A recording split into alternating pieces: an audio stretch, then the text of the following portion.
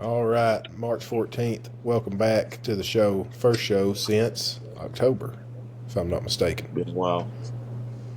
Life gets in the way of a lot of things, so we've not done one of these in quite a while. But we're going to do things a little different. Everybody's really fired up for turkey season right now. But we need to recap this past fall, and we're going to dive into turkeys next week. We did get to talk with Derek Comer from Comer's Game Calls last week, and did a marathon podcast with him. That was a lot of fun, and which I think A lot of he's time, but a lot of fun. a lot of fun. I think he's headed down to Florida pretty soon to turkey hunt. Wish him the best of luck, and we're getting excited too right now for it, and we're going to jump into some of that next Friday. But right now, we want to go back and talk about this past fall, deer season, the outcome of deer season, the successes and the near misses and the big misses of deer season. And anyway, so I don't know how you want to start it out, but I'll just say I had a lot of fun this year deer hunting, but did not draw my bow back quite that many times. We had a couple pretty good hunts on the mountain. I know Will, me and you hunted a couple times together and seen quite a few deer Yeah. in gun season, and had some close calls that one day. Hunted probably one of the coldest days I've ever hunted in my life, and I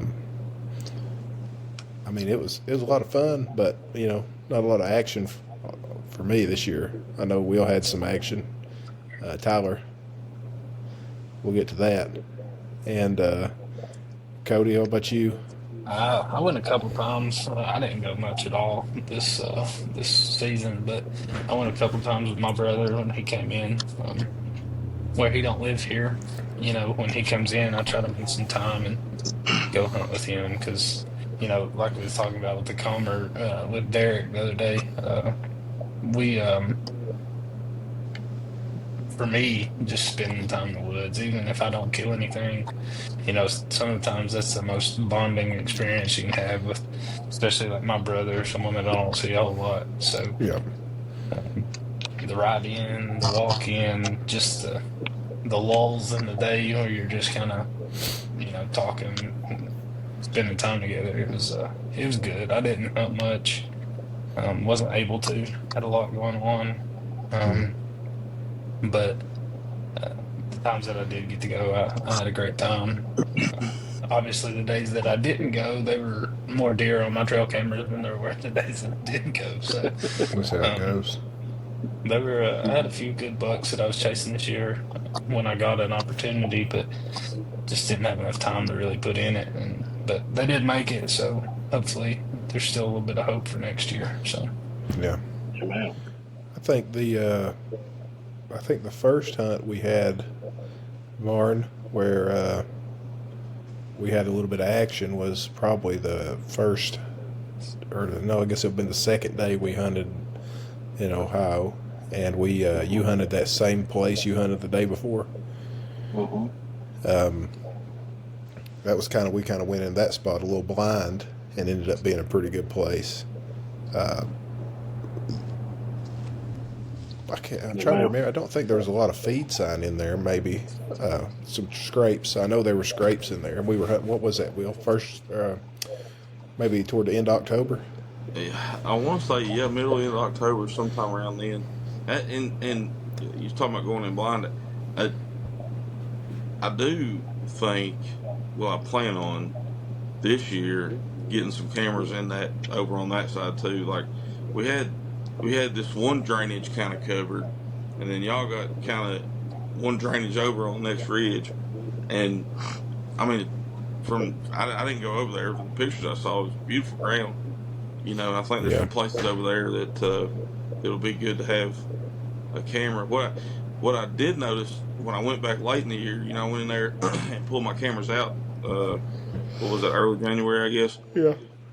It did look like that area, like up that trail, had been trafficked over on that side where y'all hunted more than like the side where me and Dad hunted.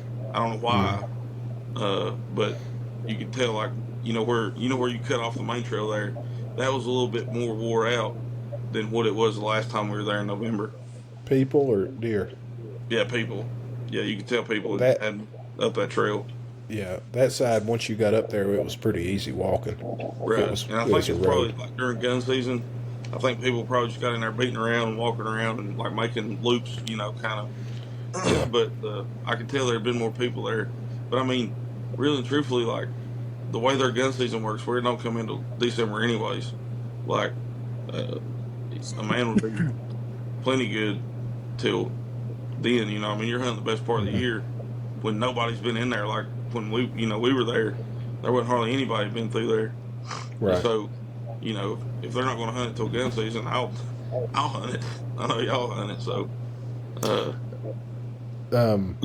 was it that second day, Varn? Tell us about that. You seen a pretty good deer that evening. Yeah. I saw. It was about towards the end of last slide there.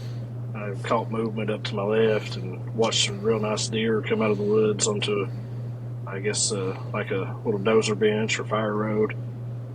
Watched him kind of feed around a little bit, but I just didn't have a good shot on him. I mean, he was the first definite shooter buck that I had seen in the woods, when I was actually hunting. I would love to have had a shot at him, but if I had even connected with him, it wouldn't have been a good shot. I mean, he was just too far away and too much stuff in between us. Hey, and so props to you. You've been in the saddle for the whole day, right? Yeah. All the He'd been in the same tree all day, sitting there. Yeah. And I will say, and this is not giving anything away about where we were at, but that deer, I have no doubt Varn could probably hear cars driving down the road where he seen it at. Yeah. Cool. Pretty close to the highway. There was a couple times that afternoon, like I guess with the way the sun was hitting just right on the Ohio River, I could see the glistening of the water, which was on the other side of a road. Yeah. So, I mean, I wasn't too far from the road, I guess, the way a bird flies, but... Yeah, that's what I was going to say. Air miles, you weren't far at all. Right, but getting to foot it... miles, you were quite a ways, but... Yeah, it takes a ways to get that spot, but once you get where it's at, it's not far. And it's all vertical. I mean, it was rough. Yeah. I think it was. Well, it's a miracle we were even able to get in there that day, considering we didn't get blown back to Kentucky the night before. Yeah. with the windstorm. Yeah. It was blowing so, y'all were in that tent. We was in the camper. It was blowing so hard. It was I remember. like shaking the camper. It was wild. Yeah. Yeah, it was wild that tent too. Yeah. I promise you, it blew so hard that the corner of the cots cut holes into the tent. It's blowing hard. Yeah. It's almost blowing so hard you couldn't hear Varn snore. That's almost. Yeah, almost. But so we hunted up there for a few days, and I want to say, what did we kind of got started getting hot or something, or weather came in. I can't remember if rain was coming or if it was one of the two, either rain or warm. Heat. And we came back, and then, of course, Varn, I'll let you start us out from the day that old Maverick met his maker. Well, if Will was to tell the story, I pulled up and I parked. About the time I stepped off the running board of my truck, a deer ran right into my arrow and just died right there at the truck, is the way Will would tell it. But anyways. Not exactly like that. But... Yeah. I'm just aggravated, but no, trying to think. I went into a place, I think Friday evening after work, I went in and hung my set up. I got to a place, I actually think I texted Zach and Will and sent a picture of where I was and was like, what do y'all think about this spot? And Zach even was like, I'd sit up in that tree right there. Yeah, so that's actually... Didn't he screenshot it maybe and circle the tree? He did. That might be the spot. Yeah, and that's kind of where I was leaning because it had some good foliage around it, that kind of I could blend into. So, anyways, threw my setup there. Got my sticks and platform hung so I could sneak in there the next morning. The next morning, I went in. On the drive in, I jumped 3 does in the ditch. They were bedded down. Let's back up a little bit. Okay. Let's talk about let's talk about the drive in again. How hot was it? Were you going in at dark? Ish. I wish I still had the text message saved. Yeah, So, I mean, man, I remember. I will tell you this. I'll tell you exactly what happened. So me and Dad were hunting a spot, and we've been hunting this. We were hunting a big deer, and had some different trail camera pictures of it, and made the decision when we got to the parking spot, let's wait till shooting light to go in, so that we don't bump this deer up on our walk in, because it was open day muzzleloader. So I thought maybe our best option is to sneak in on this thing and he'd be moving at daylight. So I'm sitting in the truck with Dad, and I'd been texting Zach. He was up, and I hadn't heard anything from Varner, and it was starting to break daylight, and I was like, well, that's weird. Well, about that time he texted and said, boys, I woke up late, and but I'm going to go on. And I was like, I think, I told him, I think I said, you're liable to get in there and shoot you a doe in there anyway if you're bow hunting. I thought for sure where he was at, he'd see at least a doe. Well, that's what I was hunting. I was planning on just hunting doe that day. Yeah. And anyways, so yeah, I did get a little late start, but it was still early enough that, no joke, I jumped those does out of their bed on the way in. And then I went up a little further and jumped up 3 more does that were pretty much bedded down in the road. So I got up there, got set up, got in, in the saddle and in the stand, and all morning long I just kind of wasn't happy with my stand placement, like my platform. I felt like, how you kind of envision your shots that you'll have, and I just, in order to get a shot off, I was really going to stretch around the left side of my platform to get a shot at the shooting lanes that I had. And I just wasn't happy with it, but I made do. I just stayed there because once I get in a tree, I'll stay there. I'm not one to get down and run around throughout the day. But anyways, just to kind of give you a timeline, you all stop me at any time if you think of something I missed or whatever. But I looked back about 8:40 or so. I texted the guys that my GoPro had fell off the tree limb I had it mounted on. So I was already dealing with not being happy with my platform. Then my GoPro fell off, was laying on the ground. And so anyways, I looked back through my text and made some notes. About 9:15, I texted the guys again. I wasn't happy with my platform placement. And they actually had texted. So anyways, I got down. I just stepped off my platform onto my top step, and my tether was stretched as far as it would. And I just moved my platform around the tree left-handed where I wanted it, got to set back up and got up. And that was, I don't know, I texted the guys at 9:33 and I said that I just got it fixed. I fixed my platform, and then I set my phone on my camera arm, and about 9:44 I texted the guys I just took a shot at a stud. And I remember Will was like, shot at? And I was like, it was just a martyr. Exactly. It was like, I just shot at a stud, and I was like, shot at or shot? Yeah. But just my nerves were so tore up. I mean, before I could even send them that text, I was probably 5 minutes before I could get my hands to work. I mean, just like the adrenaline and shaking and stuff, But that's just kind of the timeline. But I mean, if y'all want, I can give you more of a detailed account of how it happened. I can add to that when you were where you were at, I was also 7 miles away, 6 miles away. Something we mapped it, hunting a pretty good deer that we had on camera 5 days earlier, making a scrape, and I thought for sure he would be in there and it would be a good morning. Man, when you texted me, I thought the kicker to this is I knew where Varn was going. I knew which road he was taking. And on the way in, I saw an 8-pointer at dark cross the road, the gravel road. And I said, I bet you he shot that 8-pointer across the road and was going right that way. I said, I bet that 8-pointer's in there looking for does. But nope. So when you said that, though, I couldn't have cared any less about if that buck I was hunting was in there. I'm pretty sure, man, I had just made Mach 5 getting out of the woods there. I was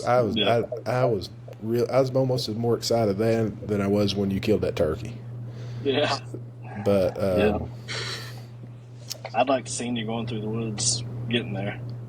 I was Somebody moving said you pretty probably quick. looked like Braveheart going across the battlefield. Probably. I pulled my cap off my gun before I got out of there. And it made it to the truck, and then he said, I remember you texted, you said, find my truck, I'm just right over the hill from it. Yeah. Yeah, I mean, I really wasn't far from the truck at all. The way I was up in that tree, I bet that I could have clicked my remote on my truck and probably made my truck beep. No doubt. Hey, it goes back to what Dean says, though. You got to kill them where they're at, not where you want them to be. That's exactly right. So, Yeah, But that's exactly right. the whole thing, though, from the time that I texted I wasn't happy with my stand to the time I texted you all that I took a shot at it, it was like 29 minutes. I mean, it all happened really fast. Mm-hmm. So get back to that, though. I mean, I know you said you took a shot at it. Tell us about, all right, so you're sitting there, and again, this is your first deer ever. Yeah. You skipped over the does and the little bucks. So Yeah. So tell us about, I mean, you're sitting in the tree, and tell us about what you see happening out in front of you. Yeah. Well, I just got settled still. I just reset my platform, put my phone back on the camera arm, and you know how you just finally get that moment where you're not moving anymore, you're getting settled in.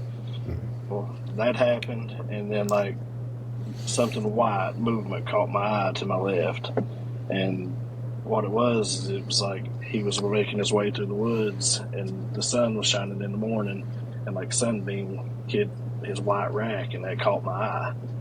And when I saw him, I thought, is this for real? It's finally happening.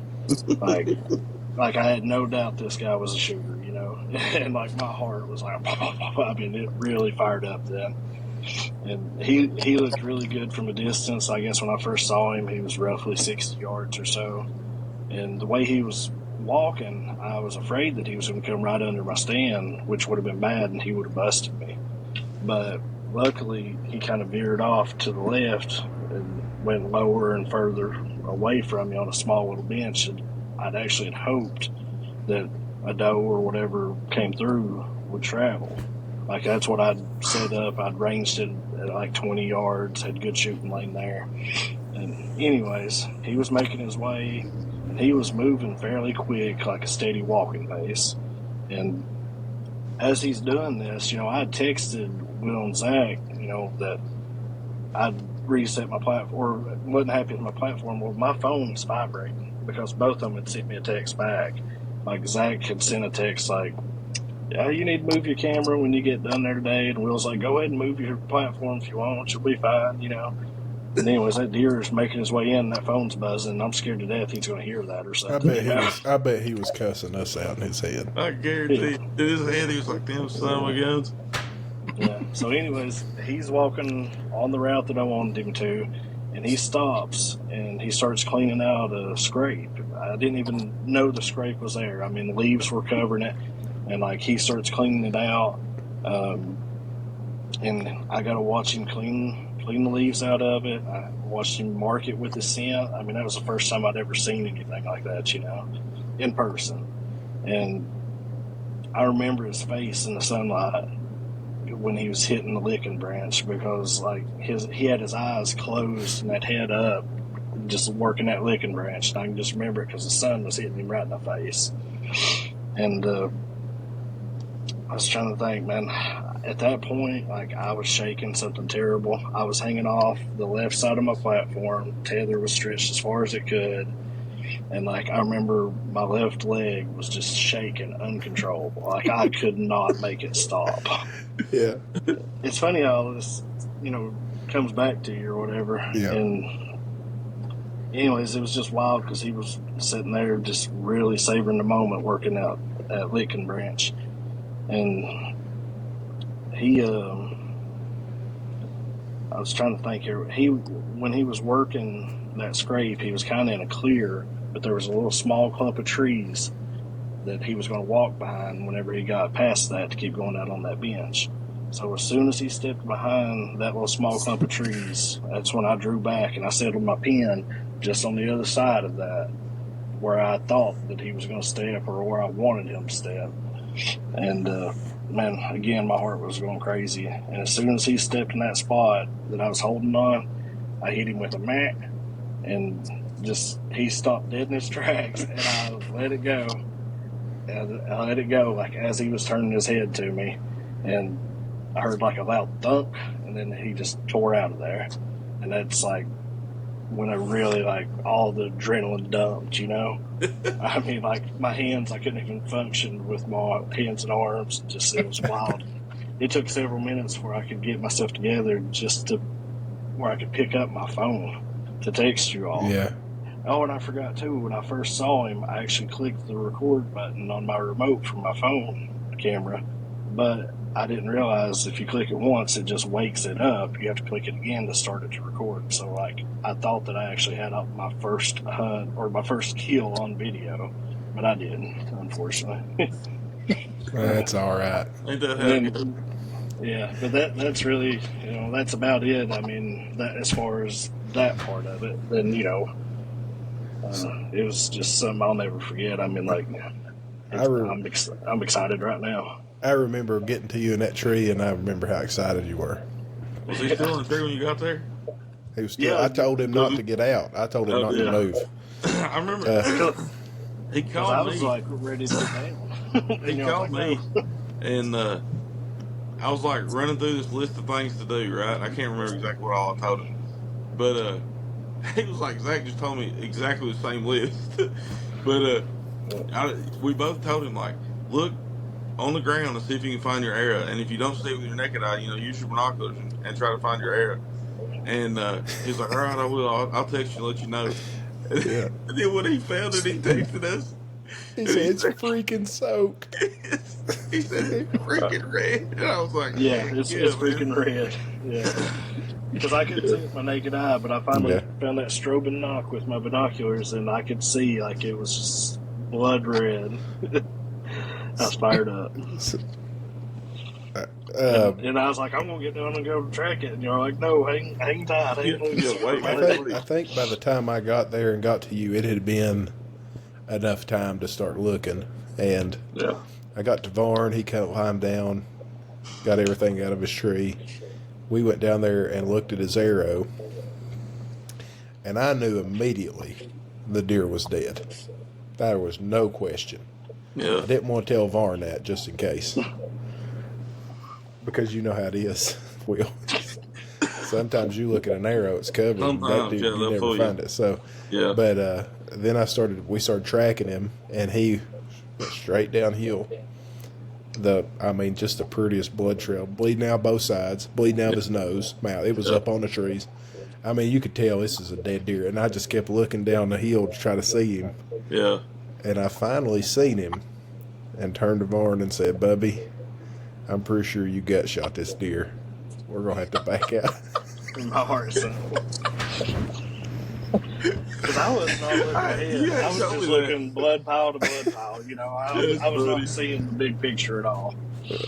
So he looked down and seen it, and he was like, "There he is." And I remember going down there, and I think about that, and I feel bad for this. I really do, because once I seen that deer and I was walking toward it, it started getting bigger. And the closer I got, I was like, that ain't just a nice deer. That's a really good deer. And I kept going toward it, and I went over and picked it up first, and I shouldn't have done that. And I feel bad for doing that. You're fine. But when I picked it up and looked at it, I said, "You are not even serious. So the deer that Varner I'm like, killed, what? I think I said, do you know which deer this is? And he said, no. And I said, this is Maverick. And you said, there ain't no way, or something like that. I said, 100% this is him. I know Yeah. for a fact. Yeah, y'all were And FaceTiming me when this happened. I saw this live. I wasn't even there. Tyler FaceTimed me, and I was talking to him, and he was like holding the phone up, and I could see you in the background, and you look up, and you're like, you ain't gonna believe what deer it is. The look on your face, it was like half shock and excitement. And y'all Yeah. all had, both of you I was. never would have guessed in a million years that he would have went that far in 5 days. Yeah. No shot. No shot. It makes sense now after talking to some people, but I mean, he was an absolute beautiful deer. He died in a really pretty place, and he couldn't have died in a better place. I love it when they get in them rough spots, you know. And he was at the bottom. He was at the bottom, and there was no way to drag him out the bottom, so we had to take him out the top. Beautiful deer. I'm telling you, one of the prettiest deer I've ever seen around here. He still had the white horns, and this deer was the deer I was hunting. You know, we mapped it on Spartan Forge. It's like 6.2 or something air miles away from where we had him on camera, which ain't much for a deer, but the terrain he had to cross was pretty Yeah, it's significant. like to 12 miles by land. Yeah. I mean, the walking it probably. Yeah, he Incredible. I mean, but I mean, it also kind of goes to show like what a hot doe will do. You know what I mean, or what that urge to breed will do when the does start getting hot. Man, they're just all over. I'm honestly just shocked that a Hoyt was able to pull that off. Yeah, but you know the caveat to all that is that to get that Hoyt, That's right. you had to shoot a Matthews. I mean, That's right. You know, a Matthews won that Hoyt. We can't forget that. It is a pretty bow, though. It is pretty. I love the color. I'm thankful, and I love my bow, and I'm thankful to Zach for winning it and hooking me up. And he also 10-ringed it. Like he kind of skipped over the shot part. He smoked that deer. That deer he center punch drilled that deer. Yeah, he couldn't. I mean, you literally couldn't walk up and stick the arrow in at a better place. The only thing that would have made that shot better is if he'd have hit it and it would have run head first into a tree and knocked itself out, to where we didn't have to drag it all the way up the hill. Yeah. But big body deer. That part makes it This worse. one. This drag one. out. Yeah. This one right the here. worst You part. gotta earn it. You gotta earn it. This one here was brutal because we didn't want to gut it in there for 2 reasons. One, because that's a toad hole where he was at, and 2 is they clean up a lot better if you get them hung up and then gut them. And it was still pretty cool, but it took me and him, so 1, 2, 3, 4, 5 people. It took 5 of us eventually to get that thing out. Well, 4 and a half. We aren't giving Dean the credit of a whole person dragging. All he kept doing was he kept giving advice like, "Man, we really need a portable winch," which we have one now. Oh, that's good. We do have a portable winch, and he's like, "Lift its head up, boys. Don't let it fall back on top of you." Stuff like that. But we got it out of there. Funny story, though. I killed a deer several years ago that died probably 20 yards from where that buck died, and I had to call in help for that one too. It's a tough honestly, spot. I'm thankful for the help I have, because I don't know that I would have been able to get it out at all. I mean, by myself at all. Yeah. It would have took you most of the day. And you'd have had to gut him off in there, and it would have taken you a long time. I mean, just, tree to tree, pulling him up, and resting and pulling and resting. It's going uphill that steep is it's incredibly hard. Yeah. So to get back to your deer, I had a history with it from let's see, I'm trying to remember how many years. I know we passed on him when he was an 8-pointer. And then, let's see, so at least 3 years, maybe 4 years we had this deer on camera. And then if you remember last year, we did a podcast and we talked about this, but he actually snuck in behind me. I grunted him in at the end of the day during muzzleloader. Mm-hmm. And he snuck in behind me and I couldn't get a shot off at him, which hindsight, it's a blessing it happened that way, because I couldn't think of a more killer first deer story than what you have. Yeah. It's very unique. It doesn't happen that way. Maybe in the Midwest it happens like that some, but not here. Not hunting mountain deer and things like that. Especially in that type of terrain. You know, you're away from people, away from places. You're finding a needle in a haystack kind of deer. Yeah. And for that to be your first one is really something special. And I mean, you know, no doubt. based on the history with the deer, you know he's smart and he's old. Like, you know, you really, it's just one of them deer that not only do you not see many deer like that here, but you kill even fewer just because they're so stinking smart. Like, I can't tell you how many big bucks I've known about, whether I've had my own pictures or like people have told me about. You know, you hear these stories of big deer like that never get killed; they just disappear. You know, and you killed a true mountain monarch. You know. Yeah. And to do it with a bow. Yeah. After your first I think deer. that's the most impressive part. I'll be honest with you. Even I mean, I know if it was it's a a big hoy. deer. It's a nice deer. I've seen pictures of it. I wasn't there to see it, but to be able to kill that caliber of a deer for your first deer, and then with a bow, that's just it's crazy. Yeah, I appreciate it. I mean, that's something I've really wanted to do since getting into hunting. Was I've wanted one with a bow, because I feel like that's about as pure of hunting as you can get. You know? I actually think, if I'm not mistaken, that might have been the opening day of muzzleloader. It was. I could be wrong. It was. And I remember checking it, arranging it after it was over, and I shot him at 22 yards is where he stood when I hit him. So I mean, it played out perfect. Oh yeah, you couldn't ask for a. But I mean, just the ups and downs, because I mean, I thought it was just a crap day from the get go. You know, losing my camera, messing my stand up, and then that happening. I finally understood why you guys love it. I mean, because I'd been hunting with you all and not really had success. I'm just like, Lord, it's a lot of time and work for no payoff. But once you finally get that payoff, I mean, it makes you want to keep going. It's worth it. Yeah. Well, you saying it was a crap day from the beginning kind of brings me back to what we was talking about there last week with Comer. It's like those days that you wake up and you're like, this is a perfect day. Everything's perfect. It's a great morning. It's the wind's calm, whatever. Everything's great. You won't see a squirrel. And then you go in there and you're like, this is horrible. Like, this is a horrible set. It's a horrible place. It's not going to work out. And then that's the day that you get that monster deer, that perfect shot, 22 yards. I mean, that don't happen often. I mean, we shoot for it all the time. But the 20, 25 yards, I mean, you really got to be doing something right to get a deer into that distance. So.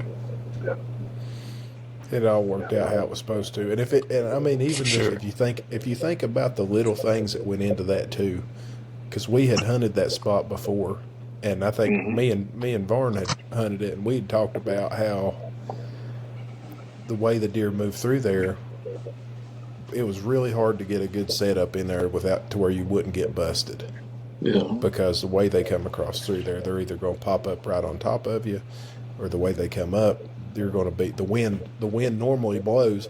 The way that deer came up, the wind 99% of the time is blowing that way. It should have been blowing right at him, and that day it was not. It was not. The wind was blowing different.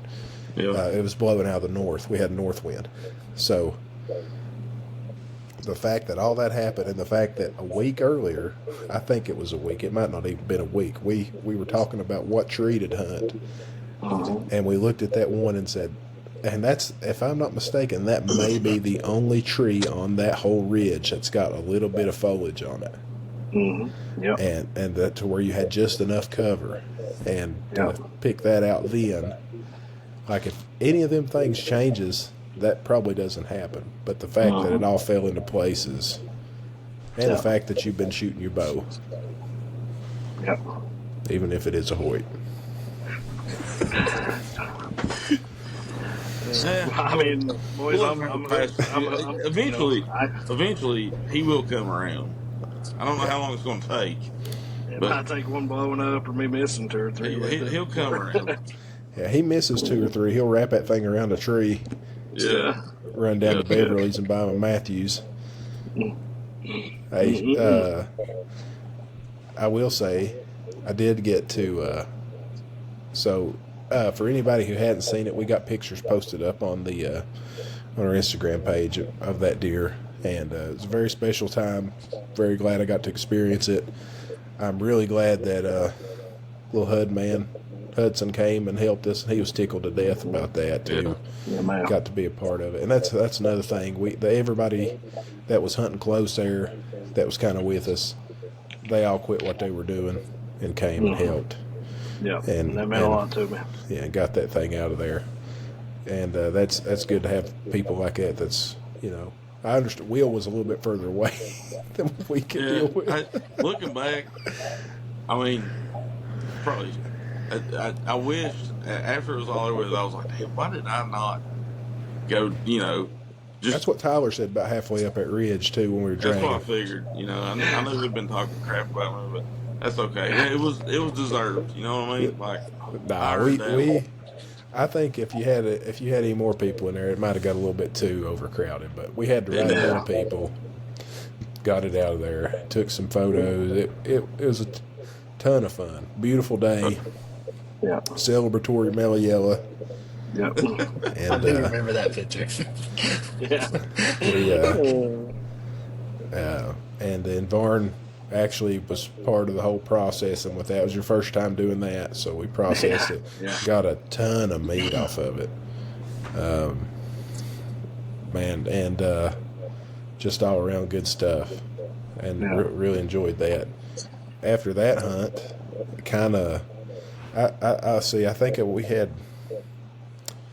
I spent quite a bit of time still bow hunting during muzzleloader.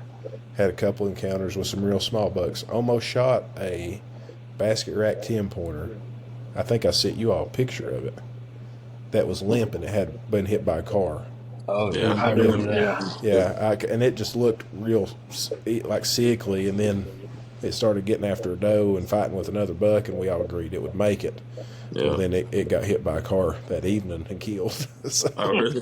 Yes. Yeah, it got hit by a car. Love will do that to you. Yeah, it's undefeated. Seen some smaller bucks. Never did. I don't think in the woods I seen another shooter deer the rest of the year. I do take that back. We did in gun season over where we were hunting at. Yeah. Just couldn't get a shot at it. It was probably 16, 17 inch wide 8-pointer that was after a doe. And when I tell you it's cold, Will can tell you how it was cold. Yeah, it was miserable that day. Bone chilling cold. The wind was blowing bad. Yeah. And I mean, it physically hurt to sit there, and we sat there for half a day. I think I sat that morning until like 10, and I couldn't stand it anymore. And to kind of, I guess, speak on how cold it was, I never get up and walk, and I got that Uncle Padre puffy pant and jacket, right?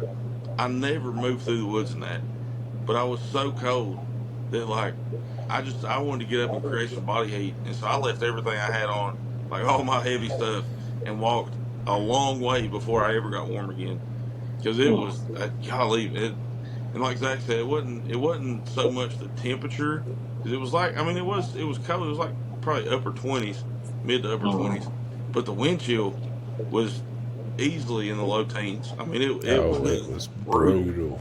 Yeah. Yeah, it's the first time that I've ever walked in that spot, because I'm from the truck to where we were hunting, probably Zach, a mile and a half? Mile and a half, probably. Up, straight up. All uphill. It's the first time I've ever walked in there and not broke a sweat. Yeah, it would.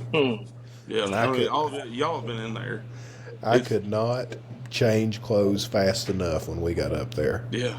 Yeah, I was throwing everything I had on as quick as I could. I was freezing to death, but we I'm seen pretty deer sure that that's where I day. lost my SD card. I probably ought to go Yeah, back to that spot and see if I can find my SD card there. we did see deer there though. We had seen some deer in there before. That's why we went back in there. Yeah, yeah. I had I one. think. I had one bust me there, right at last light. Like I can't remember if it was the middle of the week before or the weekend before. But I just kind of had wandered up in there and found some sign. I thought, I'm gonna sit here till dark, and right at dark, I thought I heard something out to my right, and I couldn't. The way the rise was, I couldn't like see, and so I stood up because I knew I could see over that little hump if I stood up. But when I did, I heard it stomp, and it was. I mean, it was daggone near dark, and I looked and looked and never did see it. And then when it turned and flipped its tail up, I could see its tail going, but I couldn't tell if it was a buck or doe. I don't know what it was, but Yeah, there was. Yeah. I mean, for what I found around here, that was probably one of the better places that I found sign. yeah. You There know, was a lot of sign in there. yeah, it was just a good little spot, and I had a stand from where you sat, Zach. It probably wasn't 30, 40 yards around through there, Probably about 40, 50 yards. and that stand's been there forever. And I had never wandered on around through there from it. And really, I think before next year, I'll move that on around there to where we were. It's just too pretty spot. It's a pretty spot, and the reason I think was it me and you were up there, and you were going on out past me, and I just dropped off in there and hunted, or was that me and somebody else? No, that was me and you. I had. I'm trying to think. I think you were going on out past me a ways. Yeah, I had a place I wanted to look at on out through there, or something like that. So I dropped down and You I dropped said, off in there, yeah. I think I originally was going to go sit where your stand was, and then got out through there. And the reason I went there, there was so off the top of that ridge. There's, if you're walking out the top on the right side is gnarly Yeah, Mount Laurel. I mean, they burned it 3 or 4 times. It's just nasty. disgusting. You can't walk through there. Tell you how thick it is. Dean lost his muzzleloader in there. Yeah. The branches pulled it off his back, and he didn't even realize it. But 2 it's years thick. ago? Yeah, Right. 2 years ago. And so the deer bed in there, and this draw comes up off that left side, and it's a real pretty long draw that comes up through there. And Yeah. I thought, man, I bet them deer will cross through that draw. And sure enough, I think that morning I seen 10 or 12 does, and Yeah. we hunted at a few places there. I had me a nice little blind built from a log and place to rest my gun. Yeah. Place to sit my coffee. It's a nice place, and we did see some deer, seen some sign, and I think Will's right. That'd be a heck of a place for a stand. Right, because I mean, there's a little bit of like scrub oak in there, or mountain laurel, and if you get just up above that, man, it'd be great. You know, because Yeah, you're so. kind of limited if you're sitting on the ground there with what you can see. But you Yeah. you get up, you know, heck, you get 10 foot off the ground, it opens a whole bunch of It wouldn't take much. I think if I'd been in a saddle that morning, or just 8 or 10 feet off the ground, I'd have got a shot at that buck I seen, because he was, Yeah. like I said, he came in right behind me 10, 15 yards with that doe, and never paid attention to me, and just turned and walked away. I never had all I could see was his butt. Yeah. I grunted at him and stuff, but he had no inkling of turning around whatsoever. Yeah. But that might have been the last shooter. We didn't get to. I didn't get to do much late season stuff, but Will went back to Ohio. Will, I figured you'd want to talk to us a little bit about that. Yeah. I mean, well, before we get to that, Oh yeah, we went back in November. We had that trip in early November. Yeah, And I wanted, if I remember correct, didn't we plan to go like the weekend before? Maybe some weather moved in or something like that. Yes. There's something we had plans and then had to change them. But anyway, There was we one of ended up them that there. I was going to be able to go on, and then I think everything got changed. I wasn't able to go when y'all went. I think what happened was, if I'm not mistaken, they were calling for like 3 or 4 inches of rain. Yeah, there was something changed our plans. But anyway, we still ended up there in a good rut time. I mean, it was, about the middle of the first week of November, late first week of November, something like that. Yeah, and it was just starting to be cool walking in the woods up there. Yeah. It was like that first real cold snap up there. Yeah. And I mean, you couldn't ask for better weather, really. The 3 days we were there, and you've seen that decent 8 pointer. I mean, for here, probably would have been Yeah. a shooter. Up there, kind of with what we had on camera was a little, it Yeah.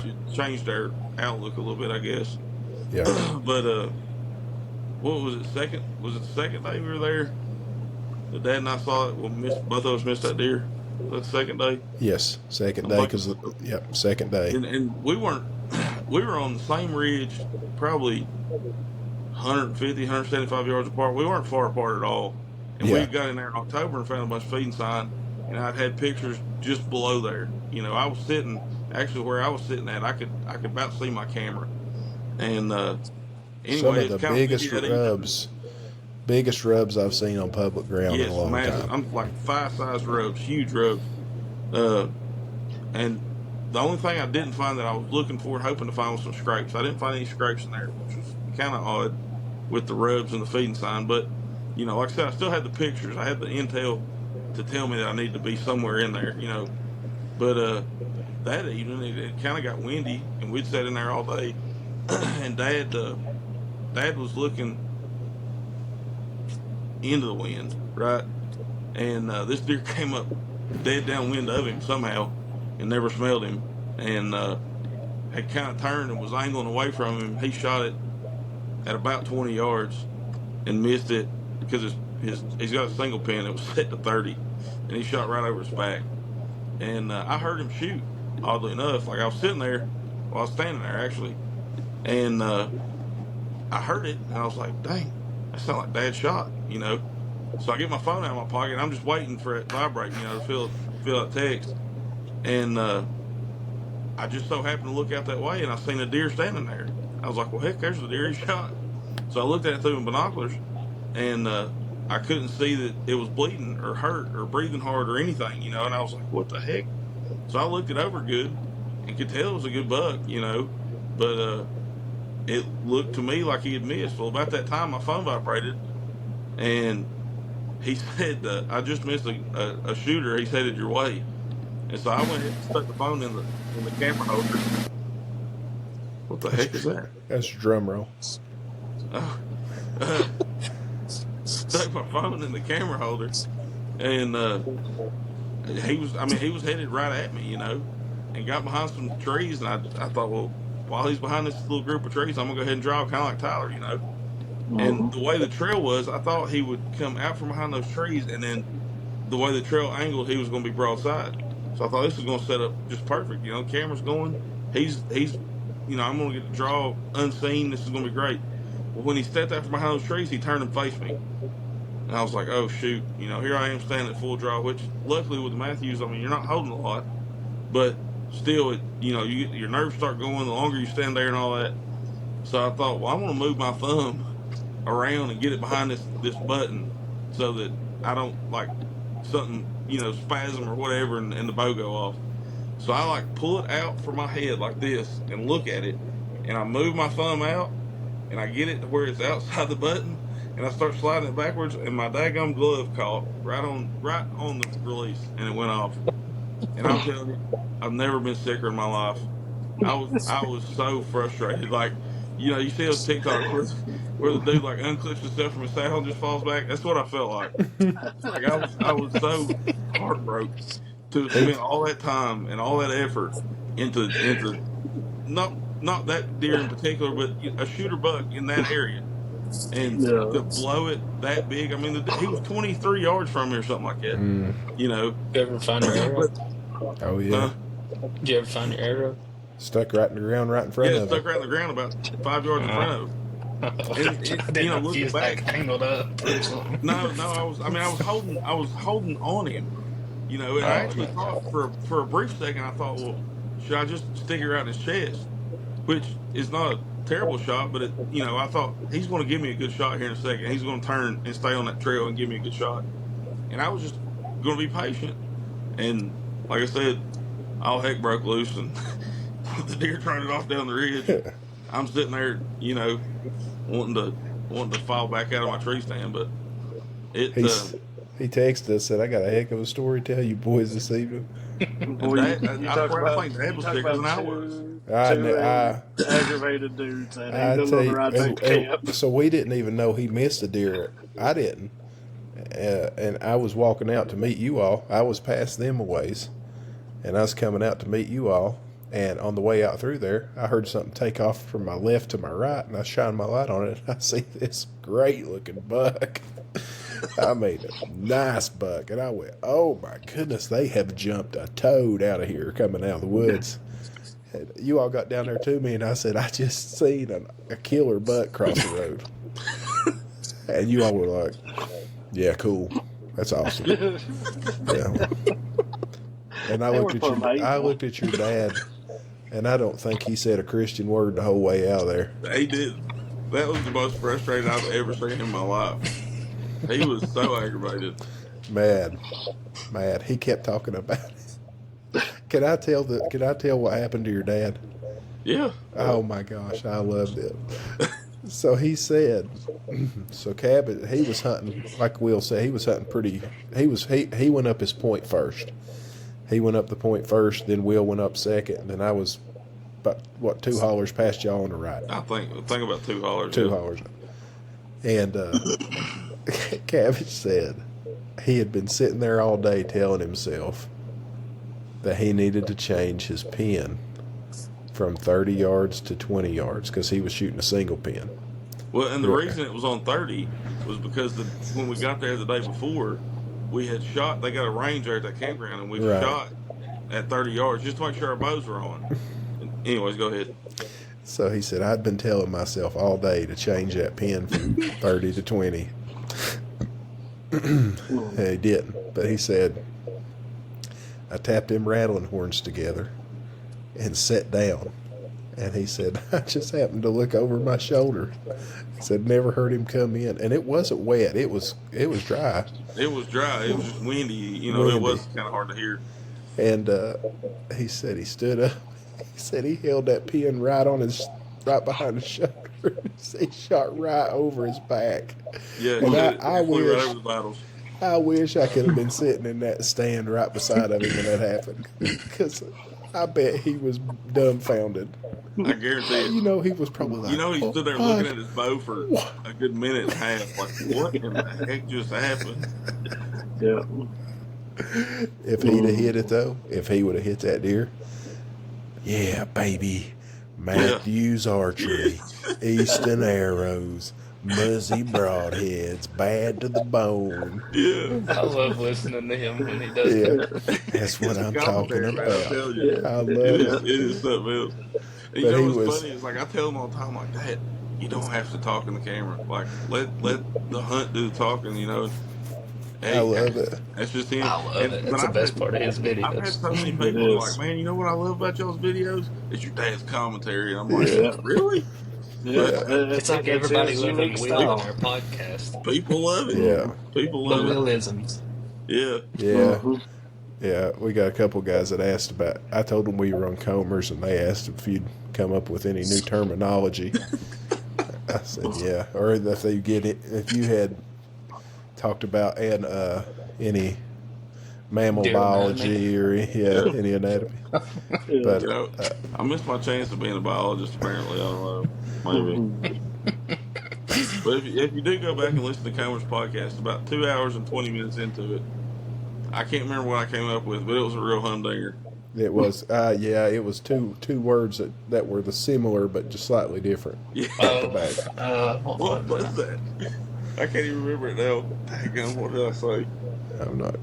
I can't even remember. A fulfilling feeling. A fulfilling feeling. That's what it was. A fulfilling feeling. A fulfilling feeling. So we had that, and then Will went back up there in the winter time, mainly to get his January cameras. trip. It was kind of an oddball. Like, so the week after Christmas, Dad and I had hunted some out at a little farm we got permission on, and that's a whole nother story we won't even get into. But yeah. Anyways, he had COVID unknowingly to either one of us at the time, and so I contracted it. And so we had already planned this hunt. nobody else could go. It was just going to be me and him. Well, he got COVID, and so he was, you know, he's 65 years old. It hit him a little harder than it did me, and so he was like, I don't think I can go. It's going to be really cold, and I can't take it, you know. And I'd already booked the campground stuff, and so I was like, well, heck, I gotta go get my cameras. It's the opening of muzzleload, and I'm gonna go on by myself, which he didn't like the sound of. But you know, it's kind of one of them things. Like I'm down here, I've isolated myself in the house. I can't be around my wife and kids. So what better way to get away, you know, to kind of keep everybody else from getting it than to go off, you know, into the wilderness by myself. Kind of felt it was like a modern day Daniel Boone moment for me, really. But so yeah, I went up and I hunted the last day of archery, and really I call it hunting. It was just, if you want to call it walking around the woods, picking up cameras, hunting. I did carry my bow just in case, and I made around and looked at some places that I hadn't laid eyes on too. You know, just kind of late season scouting to see what had been there during the rut and that sort of thing. Yeah. And Varn, he went up there to where I was hunting at. Yeah.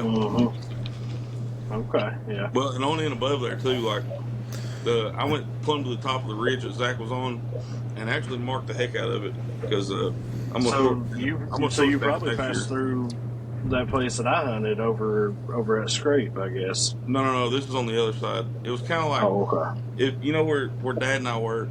If I had walked like on out the ridge from there to where it kind of it ends up in a big giant bowl, kind of sort of. Yeah. But there was quite a bit of sign at the top of that ridge that Zach was hunting on. I mean, well, all up that ridge there was good sign, but there was some real good looking buck sign at the top of it, right, kind of on the edge of that bowl.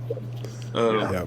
It's a bucky looking place right there too. It's really bucky looking. That's a good way to describe it. There is a deep draw, and I don't know if you've seen this.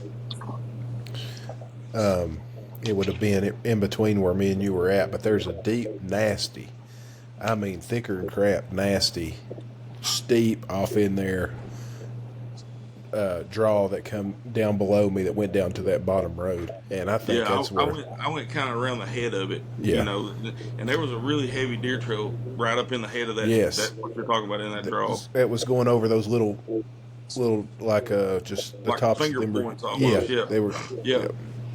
I walked it and marked it and found some scrapes and found some more horning and stuff. But then the next day, opening the muzzleloading, I think when I got up that morning, my truck said it was like 17 degrees. It was absolutely brutal.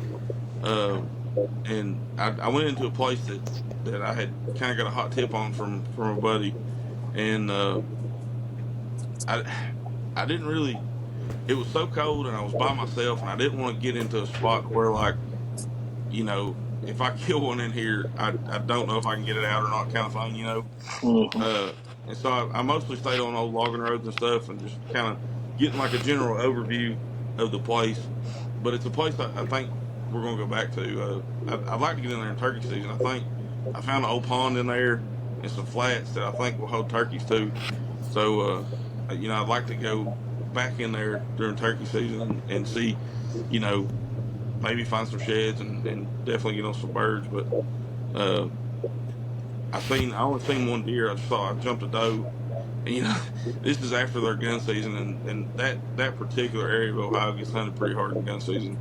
So she was, by the time I seen her, she was high-tailing it out of there. I don't think she flew her flag. Like, she was just, I mean, booking it away from me. I've not seen a doe the entire time that I've hunted up in Ohio. I've still not laid eyes on a doe up there.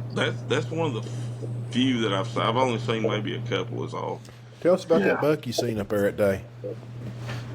Who, me? No, Varn. On the third day. Okay, the so second trip, the third day? Yeah, the one he couldn't get shot at? Let's talk about the way on the way in. What's it we got to talk about it?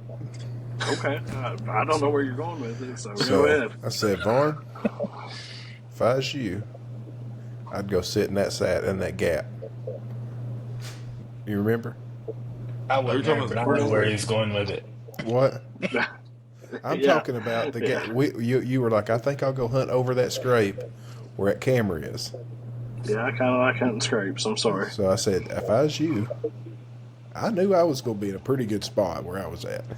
I said, I bet if somebody hunts over there where that gap is, there'll be a buck come through there. The way the weather had been, I thought for sure that those thermals were going to be pulling off those bedding areas, and I thought, man, that'd be a perfect opportunity for a buck to cruise through that creek bottom and scent check for does. Yeah. Varn said, no, I'm going to hunt that scrape.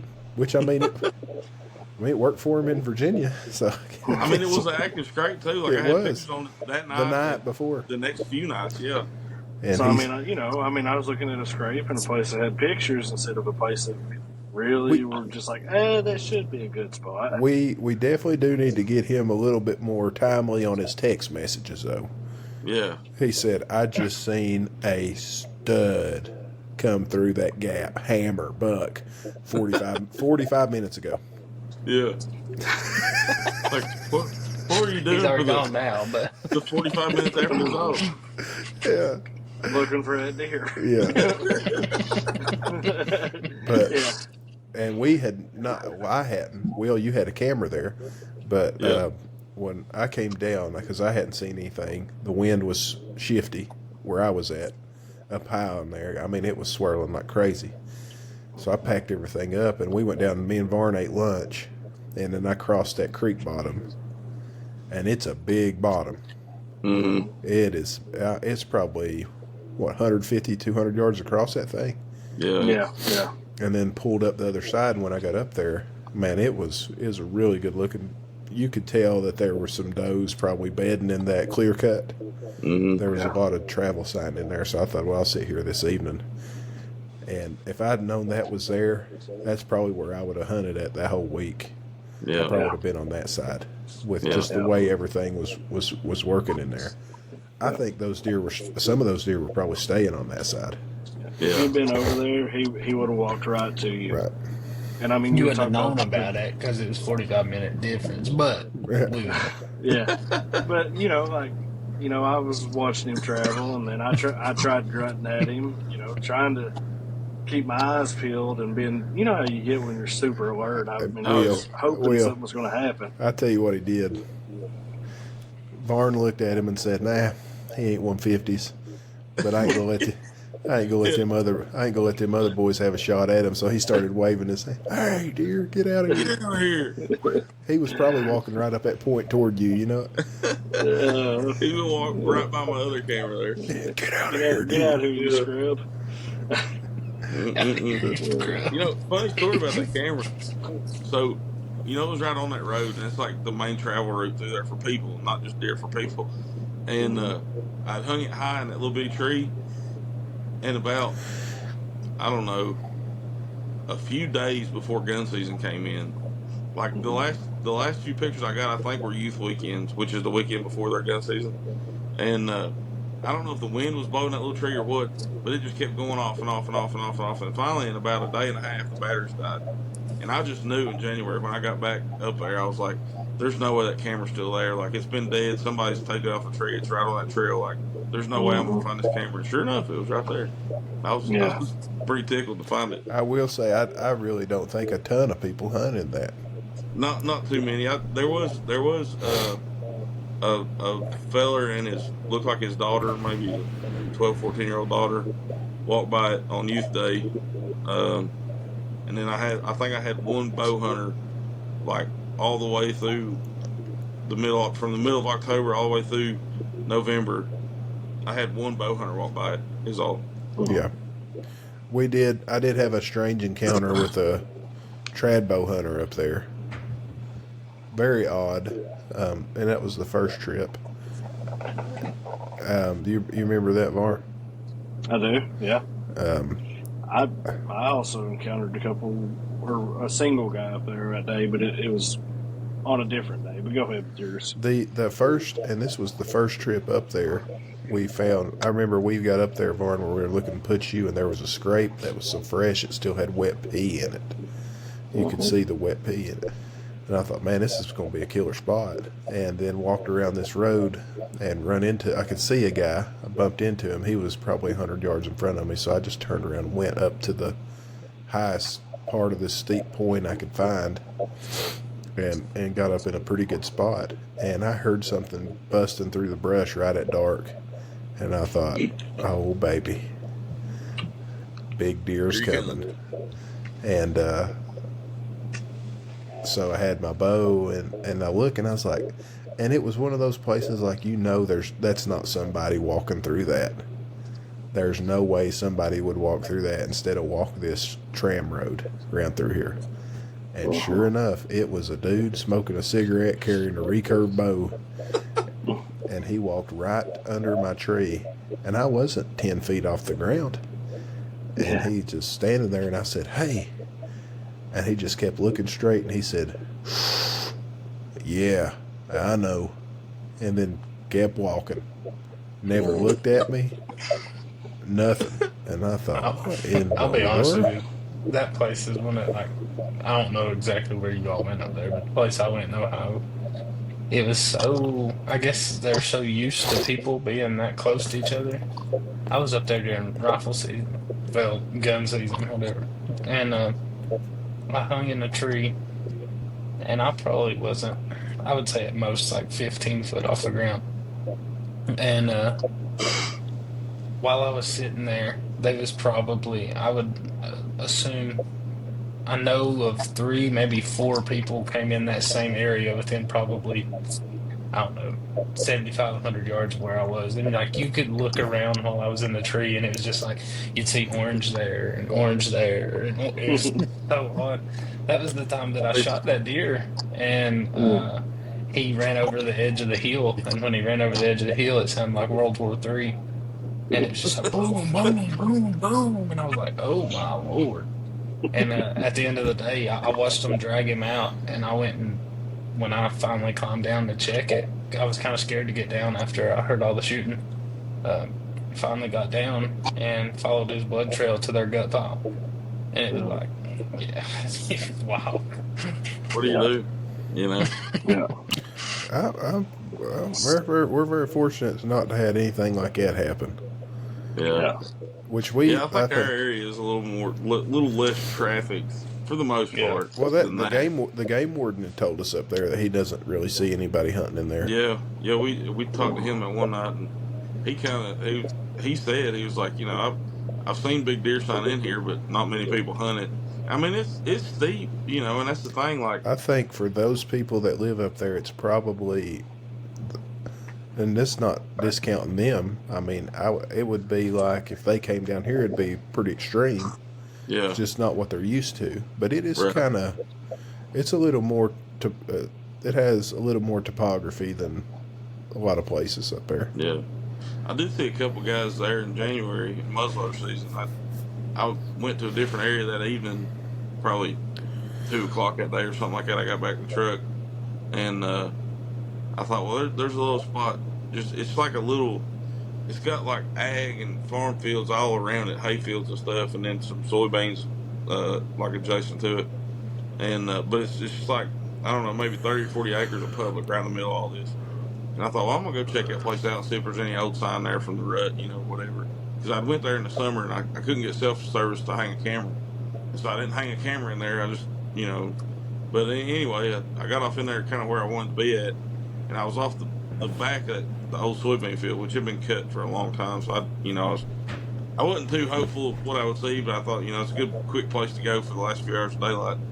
And I hadn't been there 30 minutes, and I hear something coming from where I think a deer would come from, kind of like what Zach said. Like there's like an old clear cut there, and it sounded like it was almost coming out of that onto a deer trail that I knew was down there.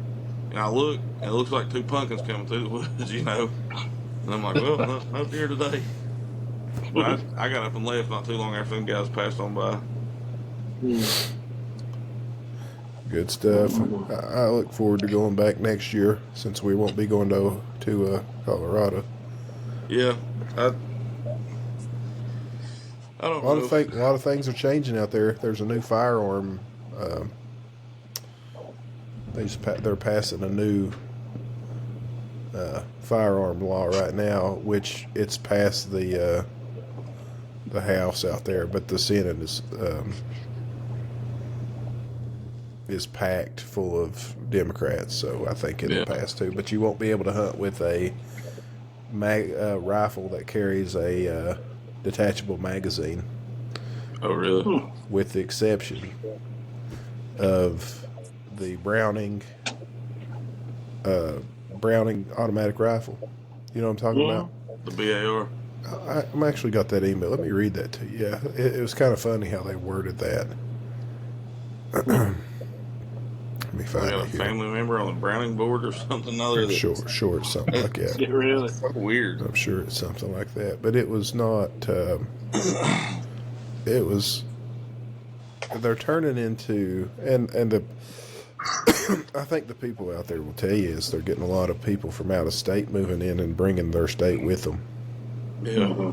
If that makes sense. I think it's really what it boils down to, especially in the metropolitan areas. You know, it's not so prevalent out where we spend the majority of our time, but you get into like those ski towns and in the bigger cities, it's Here is the article. It's actually a Meat Eater article.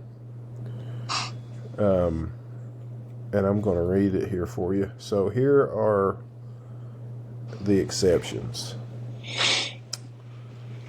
Well, let me get off the ad here. I'm trying to find it here. It says, let me find the list here, because it's basically targeted at AR platform rifles, of course. naturally. All right, here you go. Senators also added a list of popular semi-automatic hunting rifles that will be exempt from this ban. The Benelli R1, the Browning BAR, the M1 carbine, Remington 742. This is the best. You're going to love this. The Ruger Mini 14 ranch rifle. What the heck? Has the only difference between the AR-15 and the Mini 14 is the rifle that the Mini 14 is made of wood.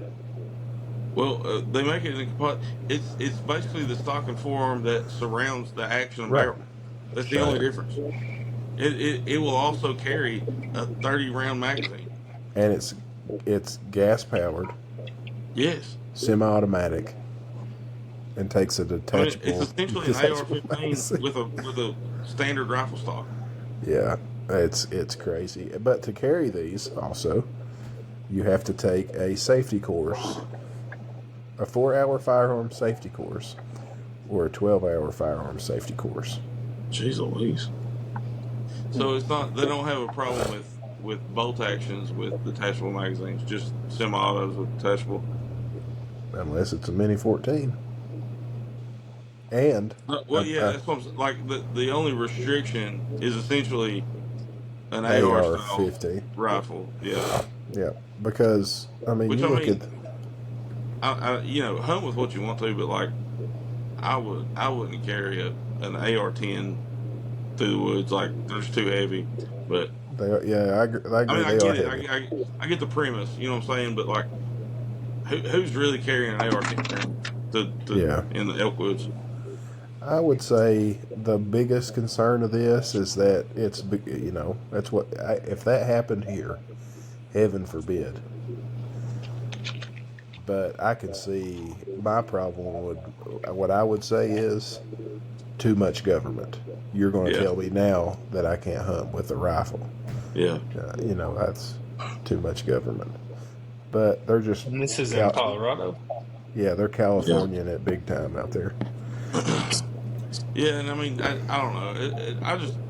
I could talk forever about it, but it's just frustrating that how out-of-staters have been kind of villainized, and that's not just one side of the aisle or the other. That's like the citizens of the state are really attacking and villainizing, I guess, for whatever reason, your out of state people. Yeah, I don't feel this way, and maybe we don't have the problem, but I have always maintained, and I know we've talked about this. I've told people this, that if we would go to being a $1 state, that we would be like Kentucky and Ohio. Yeah. And we would draw in out-of-state hunters, and that is something that benefits everyone. Yeah. Definitely benefits your economy a lot. People have to people in, buy groceries, buy food, buy places to stay, everything. Yeah. I don't know why you're against it. Like, I would be for it if if we would limit ourselves and build our deer population, I would have zero issue with it. Yep. I agree. I get. Yeah. I'm all for it till they're hunting my spots. Then I'm gonna run them out. But other than that, I mean, you're welcome to hunt anywhere else. Yeah. Will said there are no turkeys anywhere near us. Yeah, I haven't seen any. The hunting public In been this killed county, them all. really. He said, Will said the hunt public killed us on that one. they're all gone. Suckers. They I'll tell you, I did see, we got to ride around down there around Lee County today, and I saw 2 strutters in the guy's front yard today. did There's you a really? strutter always near Zach's house. I mean, it Yeah, was right in the yard. Yeah, there were some out there. The people that own the little farm store out here, they have a bunch in their yard. Yeah. I already know where I'm going. I know where I go kill one at pretty quick this year. I ain't gonna tell you. He feels that. I ain't gonna tell you. I'm working on a place too. I'm gonna get my youngins to start asking people if they can turkey hunt. Hey, that's the way to go. I know a guy real close to here who's mentioned it before, so I think about taking him up on it this year. Yeah. What about Varn? Big news. We got Varn's turkey gun set up. Yes, that's a slick looking job there. You got another one since the one that you used last year? Yeah. Yep. He just got rid of one, picked me up another. He got the turkey fowl over and under. Super good feeling gun, short barrel. And then he got Bub a 410, so we're pretty excited about we put a red dot on it for him the other day, and he said it looked like one from the movies. Yeah. It's his excited. first gun, so I was pretty excited to make it happen. I don't know if he'll listen to this, maybe not, but he knows the person that sold him this, the dealer, knows that he sold it to him. And we got to looking at it, and it had a Carlson's TSS 410 choke tube already in it. Yeah, show out that money from TSS. Well, kicker to that now. Hear us out, Will. Winchester Longbeard is TSS. TSS. Will, you quit? Did you have a malfunction?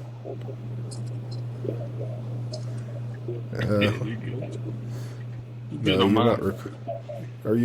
You're not recording. Will's recording.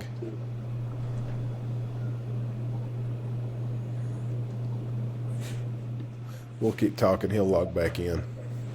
Okay. But yeah, we'll get him back in I here. saw that TSS, the Winchester Longbeard TSS. I saw that. You can get the other day. 10 410s for $30. That's not bad. Yeah. So I looked at it for running it in my 20 gauge, but yeah. I was just wanting a shorter gun. That gun I had, it was just too long. It was really more of a waterfowl gun. It is a good looking gun. I wish I could have got it. You beat me to it. He's got some nice ones down there though. Shout out to him right now for having the most killer lineup of turkey shotguns I've seen in a long time. I was down there today, and he's got a bunch of Mossberg 20 gauges, 12 gauges in the green leaf. Mm-hmm. He's got the ones with the red dot cut out on them. Got a couple 410s, but boys, if you need a turkey gun, go down to Beverly's and pick you one up. He usually keeps a pretty good lineup. He's He got some does. good looking guns. That 20 gauge I looked at today in that green leaf pattern, man, That's what mine it's is. hard to put back down. The Mossberg. Yeah, I don't remember which one. 535. Yeah, that's Hey, what I I will got tell you this. I will tell in you the green this. lace. Cabbage Hamilton hunts with an Ultimag. No doubt. Yeah, we've had. I did for a long time, which He said I that's mean, why you hunt with an Ultimag right there, baby. yeah, yeah. I I bought a 535 off Aaron down there. And, we got it on an auction back when he could do auctions on Facebook for guns, Yeah, and it's so the 535 shoots 3.5 inch shells, just like the 835. 835.